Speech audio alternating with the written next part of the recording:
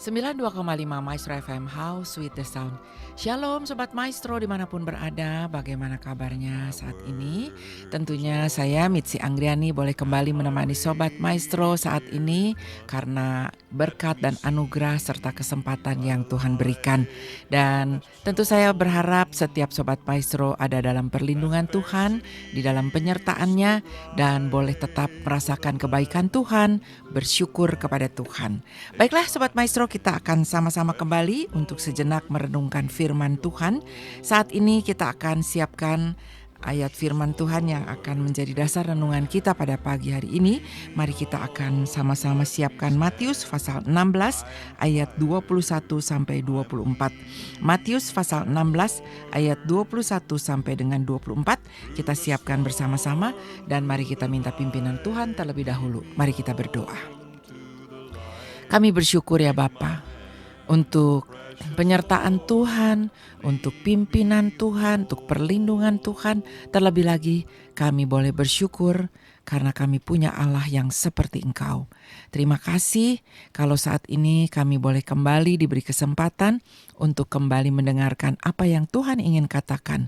Berbicaralah kepada kami ya Bapa, sucikan dan kuduskan setiap kami, layakkan kami di hadapan Tuhan, supaya kami boleh benar-benar mendengarkan apa yang Tuhan ingin katakan melalui firman-Mu. Berbicaralah kepada kami sedia untuk mendengarkannya. Di dalam nama Yesus Kristus kami mohon. Haleluya. Amin. Amin. Sobat Maestro, Matius pasal 16 ayat 21 sampai 24 akan saya bacakan. Demikian bunyinya. Sejak waktu itu, Yesus mulai menyatakan kepada murid-muridnya bahwa ia harus pergi ke Yerusalem dan menanggung banyak penderitaan dari pihak tua-tua, imam-imam kepala, dan ahli-ahli Taurat, lalu dibunuh dan dibangkitkan pada hari ketiga. Tetapi Petrus menarik Yesus ke samping dan menegur dia, katanya, "Tuhan, kiranya Allah menjauhkan hal itu. Hal itu sekali-kali takkan menimpa Engkau." Maka Yesus berpaling dan berkata kepada Petrus, "Enyahlah iblis, engkau suatu batu sandungan bagiku. Sebab engkau bukan memikirkan apa yang dipikirkan Allah, melainkan apa yang dipikirkan manusia." Lalu Yesus berkata kepada murid-muridnya, "Setiap orang yang mau mengikut aku, ia harus menyangkal dirinya, memikul salibnya, dan mengikut aku." Ya, ayat yang terakhir, ayat 24 sekali lagi saya akan katakan atau bacakan. Setiap orang yang mau mengikut aku, ia harus menyangkal dirinya, memikul salibnya, dan mengikut aku. Demikian kata Yesus kepada murid-muridnya, juga kepada kita sekalian. Sobat Maestro, sesungguhnya segala sesuatu yang berada dalam pikiran kita itu adalah sumber dari perbuatan-perbuatan baik maupun perbuatan buruk yang kita lakukan. Ketika kita melihat seseorang ditimpa kesusahan, maka kita berpikir ingin menolongnya. Dan itulah yang kemudian kita lakukan. Tapi sebaliknya Sobat Maestro, seorang pencuri misalnya, ketika mendapati sebuah sepeda motor yang sedang diparkir tanpa ada yang menjaga, maka dia akan berpikir untuk mencurinya. Dan pikiran untuk mencuri itu lalu kemudian mendorongnya untuk mewujudkannya di dalam tindakan, sehingga akhirnya ia mencuri.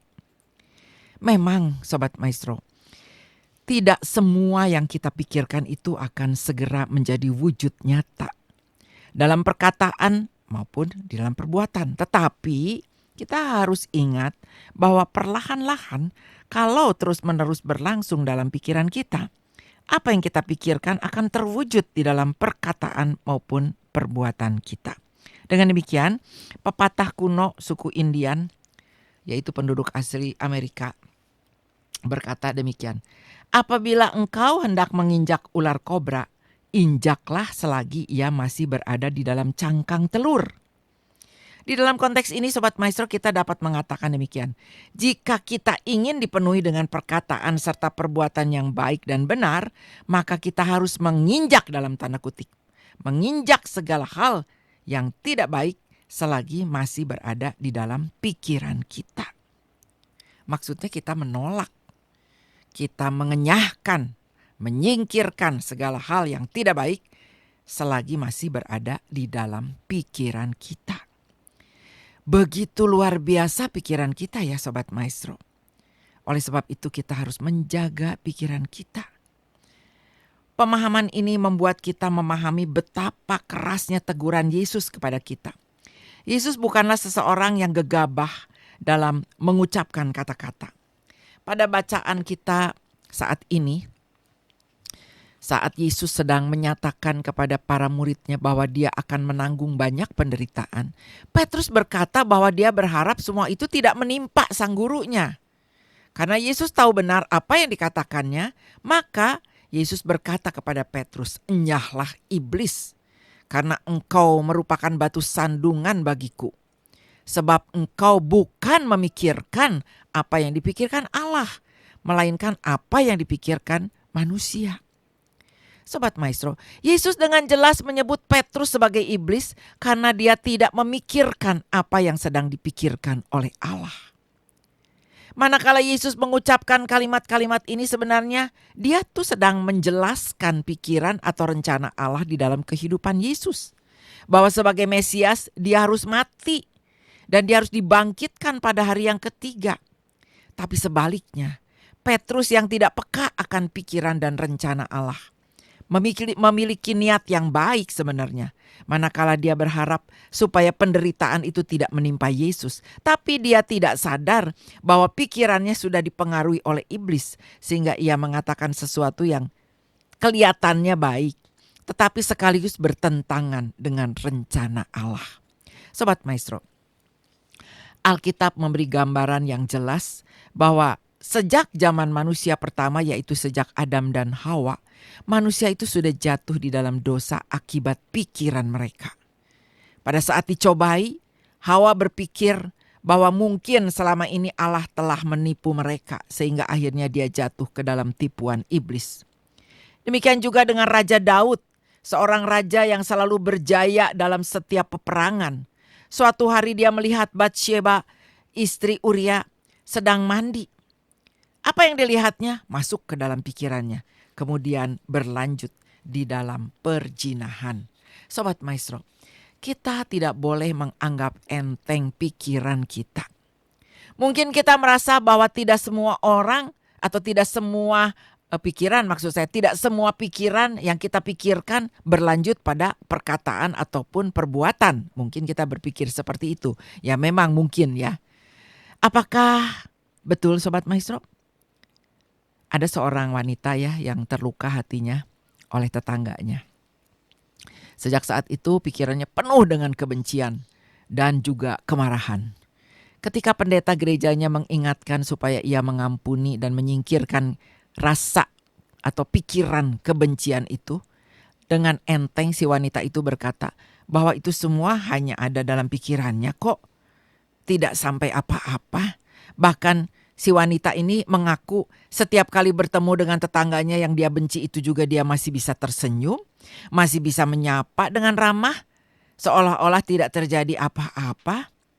Apakah itu dapat dibenarkan Sobat Maestro? Mungkin Anda pernah merasakan atau mengalami hal seperti wanita yang tadi saya ceritakan?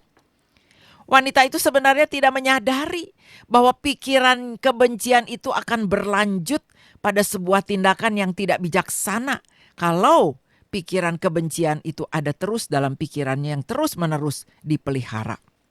Sobat Maestro, manusia memang pandai menyembunyikan pikiran dan perasaannya. Semuanya itu kita simpan di tempat yang terdalam di hati kita dengan cara sedemikian rupa. Sehingga tidak seorang pun dapat menduga apa yang ada di dalam pikirannya. Semua itu perlu kita waspadai karena tidak dapat dipungkiri. Hal itu juga rawan terjadi di antara jemaat Allah di dalam gereja. Bahkan ketika kita melayani bersama-sama di dalam sebuah komisi di dalam gereja.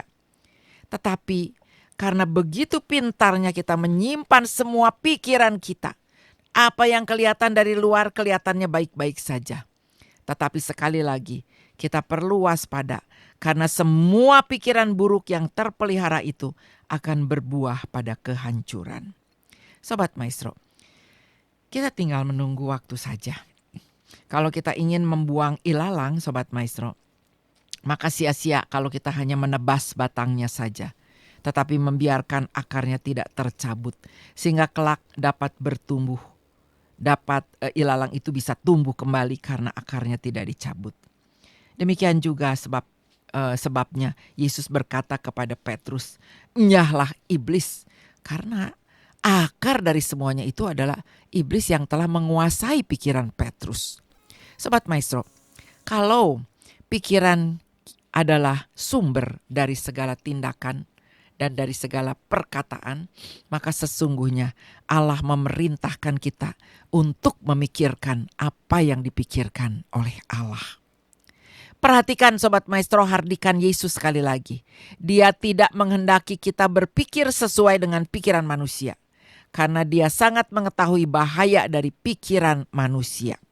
Sobat Maestro, di dalam pikiran kita ini ada 3 sumber. Yang pertama adalah pikiran yang bersumber dari diri kita sendiri.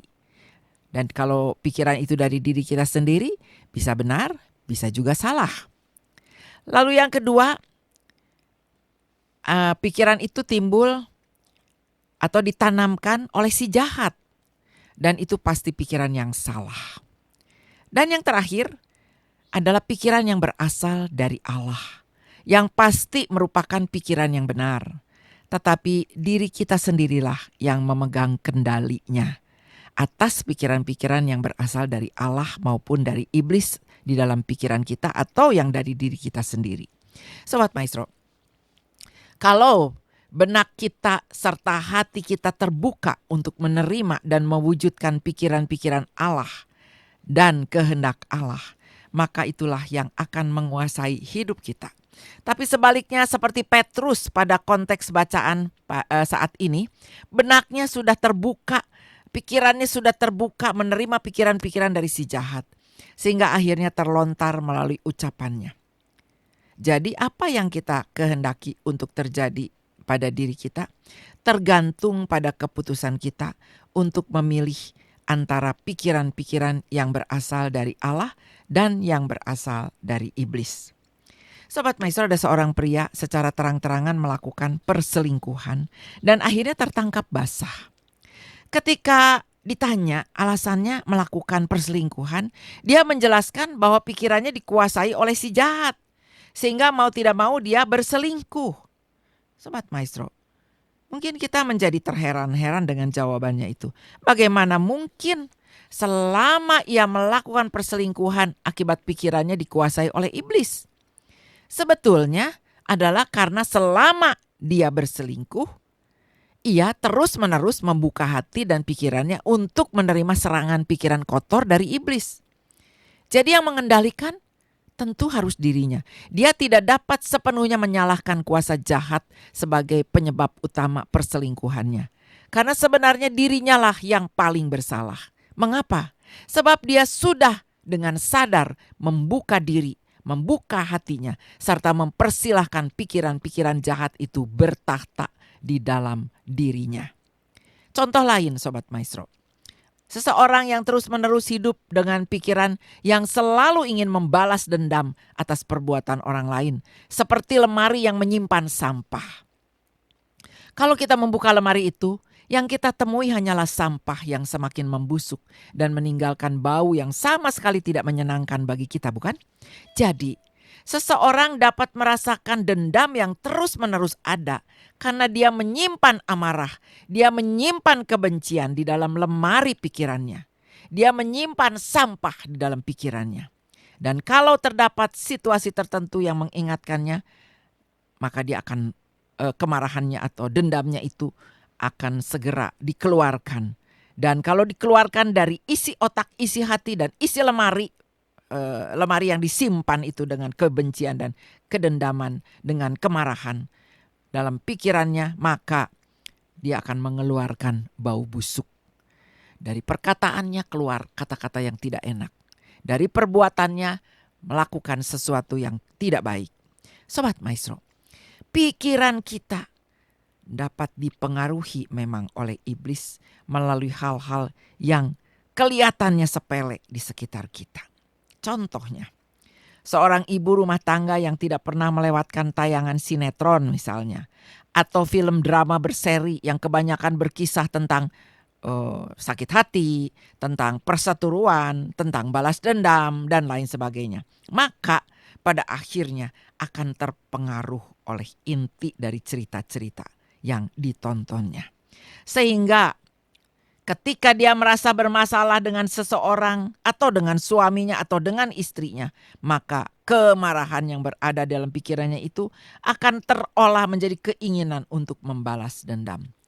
Juga pada kondisi tertentu yang mendukung pikiran kita itu, maka kita akan bereaksi sesuai dengan apa yang kita pikirkan. Jadi sekali lagi Sobat Maestro, apapun yang masuk dan tersimpan di dalam pikiran kita, cepat atau lambat akan mendorong kita untuk bertindak sesuai dengan pikiran kita. Tetapi sebaliknya, kita juga dapat membuka hati dan pikiran kita akan pikiran-pikiran yang ditanamkan dan menerima pikiran-pikiran yang berasal dari Allah. Oleh sebab itu, Yesus meminta kita untuk mengarahkan pikiran kita kepada Allah. Maksudnya adalah agar kita dipenuhi oleh pikiran Allah dari firman yang kita dengar, dari firman yang kita baca setiap hari. Firman itulah Sobat Maestro yang akan merasuk ke dalam pikiran kita dan mempengaruhi setiap tindakan dan perbuatan kita. Selanjutnya Sobat Maestro, Yesus berkata kepada para muridnya, setiap orang yang mau mengikut aku, ia harus menyangkal dirinya, memikul salibnya, dan mengikut aku. Maksud dari perkataan ini adalah kita diminta untuk mengikut Dia dan mengenal Dia Allah kita secara dekat. Dan kedekatan itu tentunya akan membuat pikiran yang dari Tuhan memenuhi pikiran kita. Dan saya percaya lambat laun itu akan menjadi pikiran kita. Jadi Sobat Maestro, relasi kita dengan Allah akan menyatukan pikiran kita dengan pikiran Allah. Sama seperti pasangan suami istri yang semakin lama semakin saling memahami sehingga mengerti segala yang berada dalam pikiran masing-masing tanpa harus dikatakan dengan kata-kata yang panjang. Mungkin hanya dengan kode, mungkin hanya dengan kedipan mata. Maka pasangan akan mengerti. Mereka bersama-sama setiap hari berbicara, berkomunikasi setiap hari. Maka itu akan membuat menjadi lebih bersama-sama. Sobat Maestro, kedekatan kita juga dengan Allah sama. Memang memerlukan proses yang cukup panjang. Petrus sebagai orang yang senantiasa mendampingi Yesus dalam pelayanannya dapat dimasuki pikiran dari si jahat. Benak Petrus tidak sepenuhnya dipenuhi oleh perkataan Yesus sehingga terdapat celah di dalamnya yang dapat dimasuki oleh pikiran dari iblis. Terutama kalau kita juga dikuasai oleh emosi. Tidak ada hal yang lebih tepat untuk menjawab segala masalah dalam hidup ini selain firman Allah Sobat Maestro. Firman Allah yang harus menguasai hidup kita. Kalau kita secara sadar menerima dan memenuhi pikiran serta hati kita dengan firman Allah setiap hari, saya percaya tidak ada suami yang berselingkuh. Saya percaya tidak kita melakukan kecurangan di dalam pekerjaan. Tidak juga melakukan kekerasan terhadap anak dan istri. Tidak juga ada istri yang mengkhianati suaminya. Juga tidak yang bertindak tidak bijaksana atas uang yang dipercayakan kepadanya untuk mengelola keluarga atau mengelola suatu komunitas sebagai bendahara. Ataupun anak tidak akan menghormati orang tuanya kalau benar-benar anak itu diisi oleh pikiran Kristus. Tidak ada manusia yang memberi dirinya untuk melakukan hal-hal yang tercela di hadapan Allah. Sobat Maestro, tentu hal itu dapat terjadi kalau kita semua sudah dikuasai oleh pikiran surgawi. Sehingga setiap tindakan serta perkataan yang keluar dari diri kita merupakan hasil yang baik dari persekutuan pribadi kita dengan Allah. Sobat Maestro, orang yang menguasai pikirannya sesuai dengan firman Tuhan, maka orang itu dapat menguasai hidupnya sejalan dengan firman Tuhan yang mengarahkannya. Mari kita renungkan bersama-sama.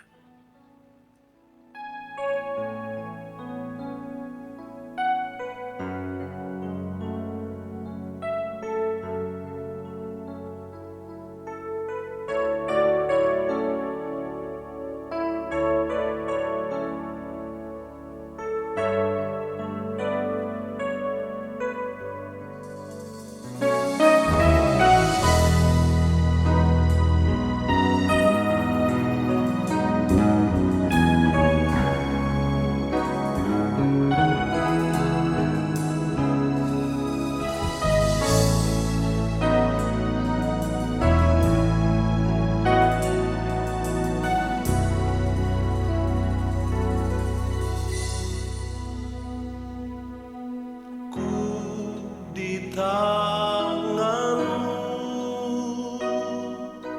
ku di hatimu, di pikiranmu, di rencanamu, tak pernah ku sendiri. Ku di tanganmu, ku di hatimu, di pikiranmu, di rencanamu, tak pernah ditinggalkan.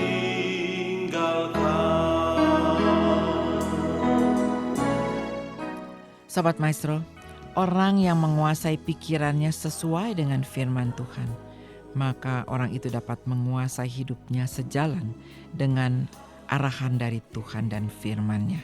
Biarlah setiap kita boleh mempunyai pikiran Kristus dan kita boleh belajar terus untuk kita mengarahkan hidup kita, mengisi pikiran dan hati kita dengan pikiran Allah, pikiran yang positif, yang membangun, membuat kita mengarah kepada Kristus dan kita berjalan bersama dengan Kristus. Mari kita berdoa. Terima kasih Tuhan, kami bersyukur karena kami punya pedoman di dalam hidup kami. Kami punya firman Allah yang bisa kami baca, yang bisa kami dengar, yang menjadi masukan yang baik, yang memberikan kepada kami pikiran positif, yang membuat kami belajar bagaimana kami harus bertindak, harus berkata-kata sesuai dengan kehendak-Mu. Terima kasih Tuhan, pimpin kami terus, biar Roh Kudus yang akan menolong, menyertai kami, mengingatkan kami, memberikan pengertian, menjelaskan kepada kami apa yang harus kami lakukan. Terima kasih Tuhan untuk firman Tuhan yang kami boleh miliki, firman Tuhan yang menjadi pedoman bagi hidup kami. Terpujilah Engkau Allah kami. Dalam nama Yesus Kristus kami berdoa. Haleluya. Amin. Amin. Sobat Maestro, saya percaya setiap kita diberkati oleh firman Tuhan. Dan biarlah setiap kita boleh melakukannya di dalam kehidupan kita. Sehingga pikiran kita boleh diarahkan oleh Kristus dan firman-Nya. Baiklah Sobat Maestro, dari Geraha Maestro Jalan Kaca Piring 12 Bandung, saya Mitzi Anggriani akan segera undur diri. Tuhan memberkati kita semua. Shalom, damai sejahtera Tuhan beserta dengan kita sekalian.